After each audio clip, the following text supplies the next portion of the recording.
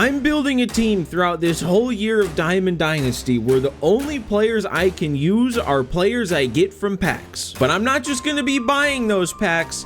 I gotta earn them. And to do that, I'll be taking the team into a game of ranked, and based on how I play, that'll determine how many stubs I earn, and those stubs will buy the packs that'll upgrade my team for the next game so that we can earn even more stubs and more packs for more upgrades. Guys, Pack Attack is back. So the plan for episode 1 today is we're going to open up one 10-pack bundle. That'll set the initial team. Then we're going to throw that team into our first game of ranked. We'll see how good I play, how many stubs I can make, and then we'll open up the packs that we earn to see what new players we'll get to upgrade our team for next episode. But before we can get there, we got to go through exactly how this series works and exactly how we'll be making our stubs. And like I said, how I play in our ranked games determines how many stubs I can make. So I have a list of stats with an amount of stubs attached to each stat, and as we achieve those different goals, we'll earn that amount of stubs. So let's start with the hitting. Each run we score is going to be worth 500 stubs towards packs, and then basically each base we earn, whether it be total bases, walks, hit by pitches, or steals, that's 200 stubs apiece. Hitting a home run will give us a 200 stub bonus, basically making a home run worth 1,000 stubs. If an individual player has a multi-hit game, that's going to be worth 500 stubs, and if a player has a multi-home run game, that'll be worth 2,000. And if we can have a player hit for the cycle, that's worth 5,000. Then if we hit back-to-back home runs, that'll be worth 1,000 stubs. And if our offense puts up 10 runs in a game, that'll be an extra 3,000. But we do have to have some negatives. So every strikeout is going to be minus 100 stubs. And then if we get caught stealing or if we hit into a double play, that'll take away 200. So really that would just offset the 200 we would have earned for getting that guy on base. And then over on the pitching side of things, every out we record is going to give us 200 stubs. If we allow a hit, a walk, a hit by pitch, or a fielder makes an error, that all takes away 200. And then giving up a run, that takes away 500 stubs each. Back to the positives, if we strike a batter out, that's 200 stubs. And if we pick someone off or catch them stealing, that gives us another 200. And then the rest of the pitching stats come from the outcome of the game. So first off, if we win, that's 1,500 stubs. If we have a pitcher record a save, that's 1,000. If our starter gets a quality start, that's another 1,000 stubs. A quality start, if you're not aware, it's 6+ innings pitched and 3 or fewer earned runs allowed. If our pitching staff gets a shutout, that's another 1,500. If our starter throws a complete game, that's another 1,500. And a quick note on that, in case our opponents quit early, the game gives credit for a complete game as long as you've completed 3 full innings pitched. So that's how we'll count it too. And then the big ones. If we throw a no-hitter, that's 5,000 stubs. And if we can throw a perfect game, that's 10,000 stubs. And another quick note on those two in case we get an early quit. My rule is we have to have pitched at least 7 innings for that to count. And then we have a couple extra bonus ways to get some stubs after a game. And fittingly with what we were just talking about, the first one is if we get our opponent to quit or if we mercy him, that's another 1,500 stubs. I also have a rule where if our opponent quits before we get to the 5th inning, we play a second game in the episode. And then next up, if we're on a streak, it's going to be 250 stubs times whatever streak we're on. So if we're at the point where we've won 8 games in a row, that would be 2,000 extra stubs at the end of the game. But we got to be careful. This can work negative too if we go on a losing streak. And then next, simply whatever our rating is after the game, we'll get that amount of stubs. So if we finish a game with a 500 rating, that's 500 extra stubs. And then lastly, any stubs we get from the ranked rating thresholds or from the multiplayer program, that's also going to go to our post-game stub tally. And after tallying up all our stubs from all those stats, that doesn't quite get us our end game total yet, because we also have the parallel multiplier. So obviously as we play our games, our guys will be getting parallel XP, and every level of parallel that a card gets to is going to give us a little boost towards our post-game stubs. And that boost is going to follow a similar track to the amount of parallel XP you need for each threshold. So a parallel 1, that's just an extra times 0.005, which is just a 0.5% stub boost. But then from there, every parallel 2 is times 0.01. Parallel 3s are times 0.02. 4s are times 0.04. And then any card we get to a parallel 5 will give us a times 0.08 boost to our post-game stubs. So from there, we've tallied up all of our stats, we've multiplied it by our parallels. That that gives us our total amount of stubs that we then go into the pack shop, and I just buy whatever I can afford with what we just earned. And then also if we earn any of these ranked packs or any packs from the multiplayer program, that'll be what we open up after our game at the end of each episode. And if we pull an upgrade, they'll be added to the team for next episode. But we also do something with all the cards that don't get added to the team. In between each episode, I go through, I sell all the cards that don't make the team, and all the stubs from those sales go into a running total throughout each episode, and that's our stub bank. And the biggest change to the stub bank this year is this is where your likes will come into play each episode. So if you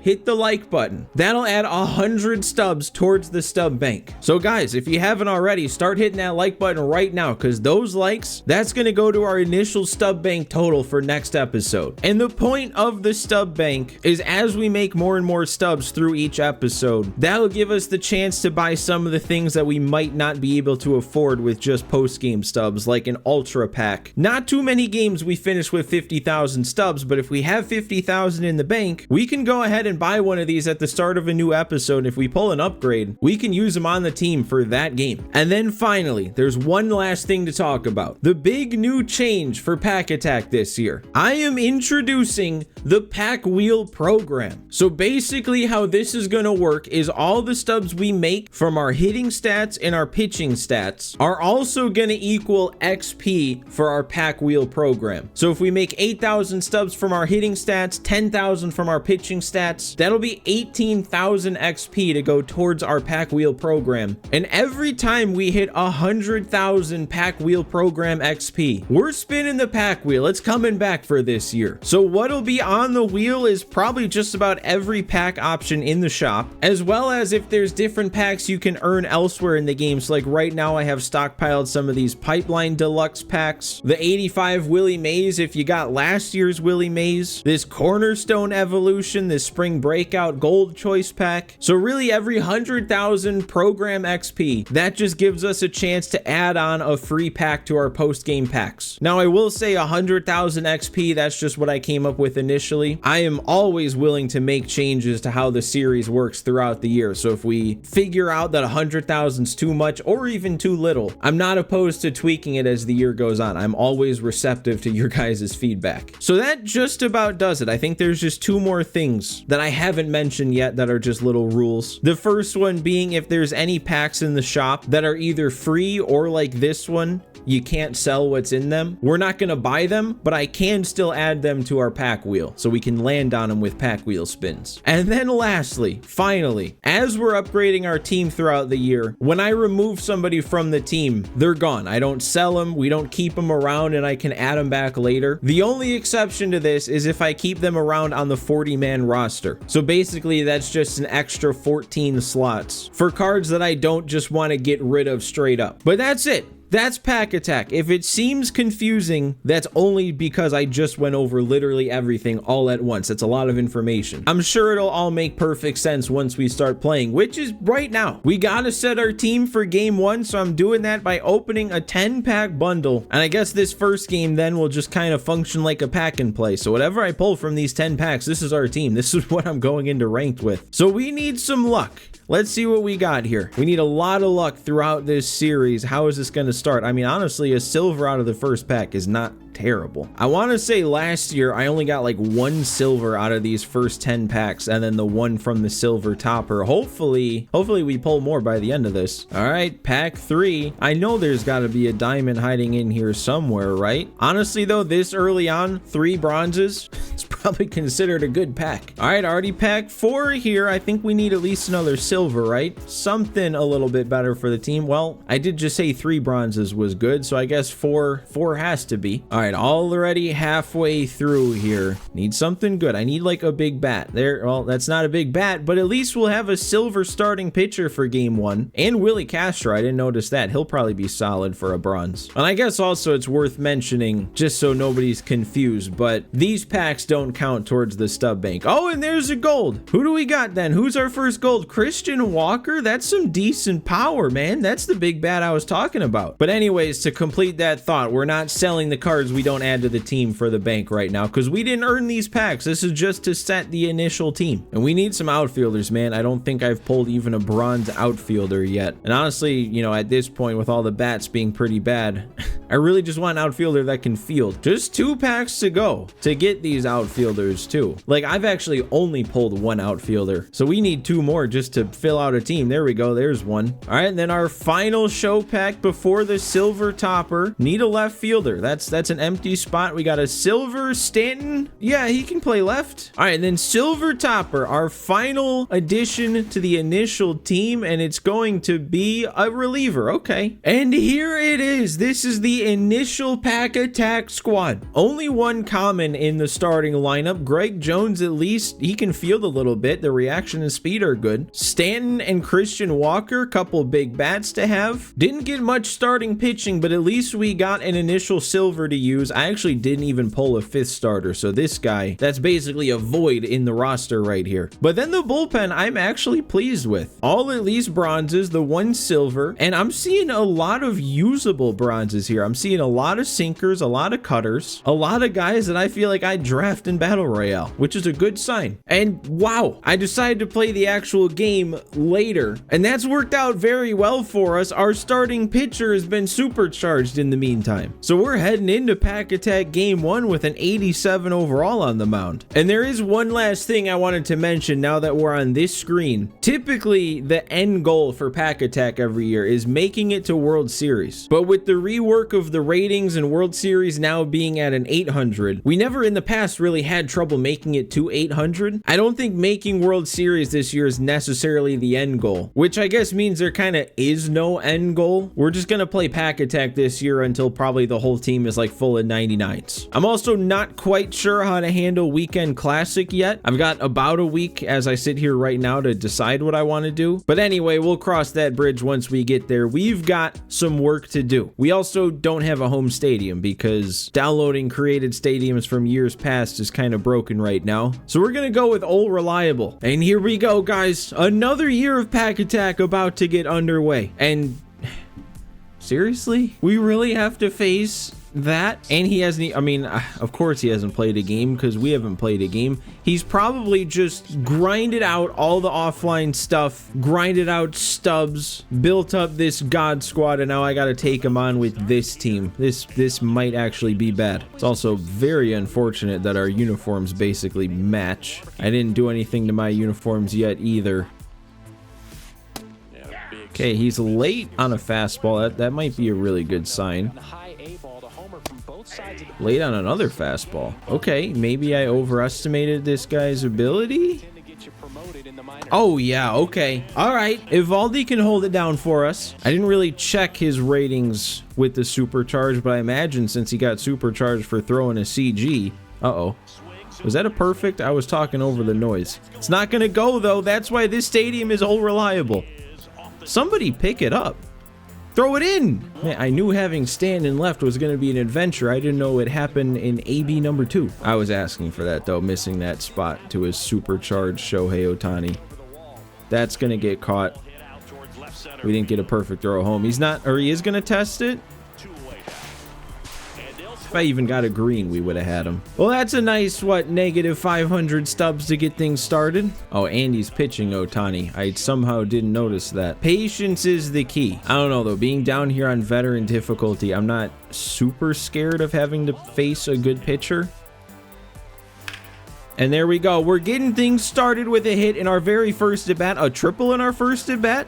How did he misplay that? I'm going for this. I'm going for 3. We are. That's an easy. I'm going home. What is he doing? What are you doing? Okay. Well, they're calling it a triple, so we can't call that the first home run of Pack Attack. Don't tell me he's going to leave. What? No. Okay, we're still playing. And that might drop. No, it's not. That one's going to stay up. All right. Can you imagine if the same thing happened twice, though? Oh, I just missed that. Stanton could have made up for his issues in the field. Oh, and okay, you can't miss a pitch like that. That was a gift. That was a hanger. I mean, at least we punched back, but I still feel like I could have done more. All right, there we go. One pitch, one out in the second. Right here, he's working inside.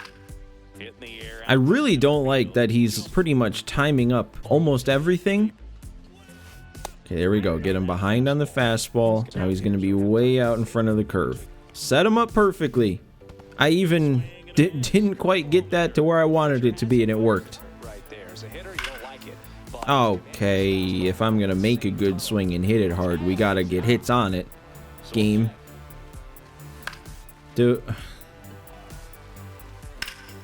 And then that's not going to go anywhere either. All right. Didn't like that inning. All right. I mean, keep it on the ground is fine. That works. I'm not really going to feel good about anything until I get a lead. So all we can really do right now is just keep doing things like that. Keep them at just the 1 run. Oh, and we got him again on that curve. That is so fun to get strikeouts like that. I'm expecting big things out of this Greg Jones at bat, our only comment in the starting lineup. And then this dude is just throwing pitches right over the middle, and I'm not moving the PCI to hit him. Okay, and then all of a sudden he becomes wild and walks our 9-hole hitter. Sure. And then that's going to be a double play. Oh my God. Wait, it's not? What? Right. Okay. Oh. Okay, we're still good. This guy has a little bit of trouble when he has to make a throwing decision, it seems like. And, you know, maybe if we just, like, started not popping everything up, things would start going well. All right, nice. That is where diamond fielding comes into play as a first baseman. So many first basemen, that one's getting down the line, maybe even for a double. And for the curve, we got him one more time. I think that's all 4 strikeouts on the curve that have then had to be thrown over to first. There we go. Hey, Evaldi's getting us some stubs. It's 1,000 stubs worth of strikeouts now. You don't need high-rated players to make good swings. Like, I could have had a full team of the collection rewards and nothing would have really changed because I'm just not making good swings. Well, that's not going to be a hit. It is going to be a hit. It was always going to be a hit. If I was that type of person, I would just, like, experiment with this guy and just start laying down bunts and just see. You know what? Is he doing that on purpose? He might be. I don't know. But then again, he can't throw the ball. So I'm saying, though, if I just laid down bunts, like, what would he do if he doesn't know how to throw the ball? And then you know what? I will try, though. If I'm saying he doesn't know what to do throwing the ball, I'm just going to steal and see what happens. Not the best jump. Oh, no, yeah. He knows exactly what he's doing there, apparently. There we go. It didn't end up in the dirt. We didn't have to throw it to first. All right, we should be good on that too, even though we broke the wrong way. That's 5 really nice innings, man, for Evaldi. Okay, you know what? Even though that's going way foul, I feel better about that swing. I kind of locked in a bit more, and go figure, I actually do something decent. If I start capitalizing on his mistakes, we should start running up the score pretty quick. Run? There we go. I told you I was expecting big things out of our common Greg Jones.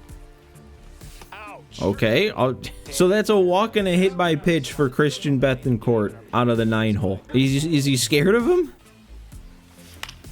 No, please don't. Please don't. Stay in the air. Oh, that one frustrated me. That really got me. Yeah, that made me angry. That we got one pitch with Castro. Stanton has no chance of getting there. We're just going to play this off the bounce. Please, turn it clean. Get it over there. All right, doesn't matter then. All right, come on. Let's get Ellie for a 3rd time on this. There we go. And he's made the same type of flailing swing all 3 times, too. All right, yeah, I'm done. I'm done not scoring anymore. This inning has to do something. We've got our 3 biggest bats up, probably. I didn't get it. I didn't even come close to getting it. Really? At what point do I stop being frustrated with myself and just say that maybe Shohei has the type of release or something that I just can't pick up? What is he doing? Please get down. Please get down. Please get down. I said please so many times. I don't know what to do. When I got things started at the plate by getting a hit, and then especially when it ended up in whatever that was that it ended up in, I really thought we were going to be fine. I was like, all right, yeah, hitting's still going to happen. Hitting will be fine even with these guys. Was not expecting a 1-to-1 pitchers duel in the first game of Pack Attack at a 0 rating. We got to find a way to get stubs some way. We need packs. We need upgrades. And Evaldi's getting that for us. All right, guys, line drives. No more getting under the ball. Make a conscious decision to move the PCI up too high. Because chances are, if I hit it on the ground, he might do some weird throw cancel thing, and I'll get on. Yeah, well, the throw canceling won't happen if we roll over to the first baseman. I really didn't want to be sitting here raging at the game in episode 1, but here we are. Lean into it. Take it off the skull. Okay, we hit it on the ground. That might just... Okay, yeah, he'll throw cancel. We might have just gotten on anyway. Call it a hit, please. Don't call it an error again. Oh, and he's going to a new arm, and that might not be a good thing. Headed towards the corner. He's going to run that down too, isn't he? Dude, who is that in left? Stealing all these foul balls, and why can't we hit it out of play? On the ground, out to short. I don't understand this. I mean, I'll hopefully try and take advantage. I can't come up with any explanation. It's gonna bring in some runs. Okay, and he's gonna walk the bases loaded for our highest rated hitter. All right, he walked in the go-ahead run. Sure, we had to get it some way. And he left. I really can't overstate how much I did not want him to quit right there. That is maybe the most unsatisfying quit victories ever. I did nothing. I guess that's game 1 of Pack Attack, guys.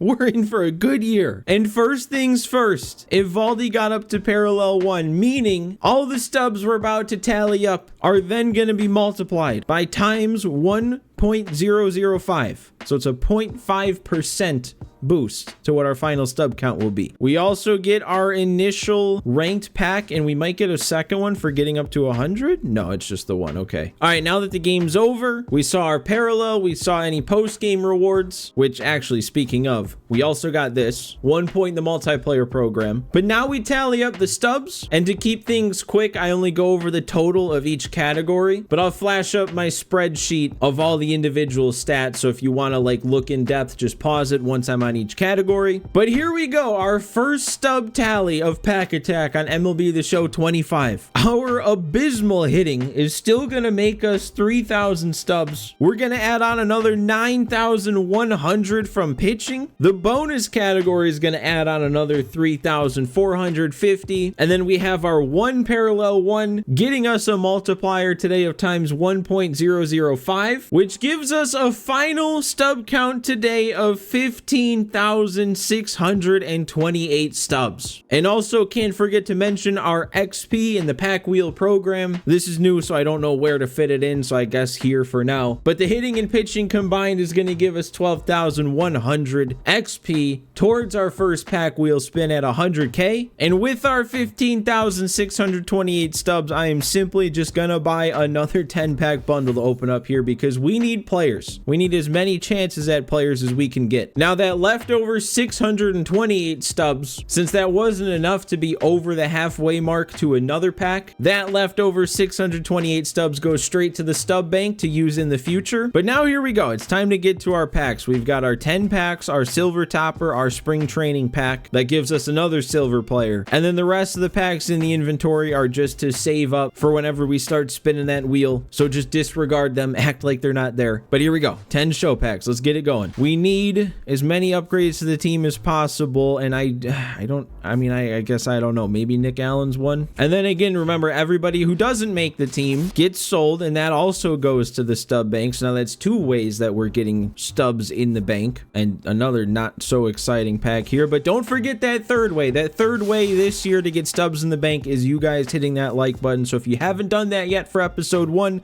make sure you do it. And this silver pull is another supercharged pitcher. How long is he supercharged? 2 days, 13 hours? I mean, if I get to episode 2 as quick as I'd like to, we'll be able to use him supercharged. We need some bats though after how that game went. Another silver, a Gary Sanchez. That's a bat. That's a lot of power. Ooh, and Jake Diekman. I went right past him. That is a solid bronze lefty to have in the bullpen for a team like this. Is already halfway through our packs here. More just bronzes this time. Still early enough in the year that just bronzes could still make the team. I'm going to go through all these packs after the game and determine for sure who's going to be on the team. So let's just keep it going here.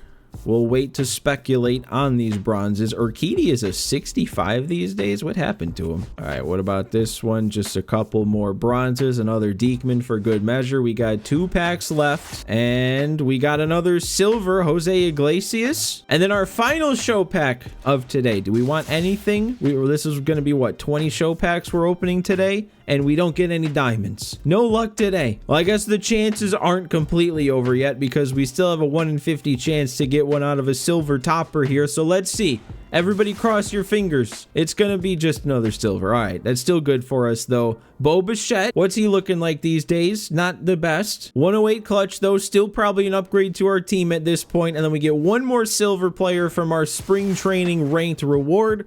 And it's going to be another starting pitcher. So at the very least, that's 2 more silver starters to add to our rotation, a couple more silver bats to put throughout. You'll have to wait till next episode to see the updated team after those upgrades. So for now, like I said, don't forget to hit the like button to add 100 stubs straight to the stub bank going into next episode. And that's a wrap on another beginning to another year of Pack Attack. Still managed to not get it out as early on in the year as I wanted to, but it's fine. We're here now, and that's all that matters. And I cannot wait to have fun again this year on this series.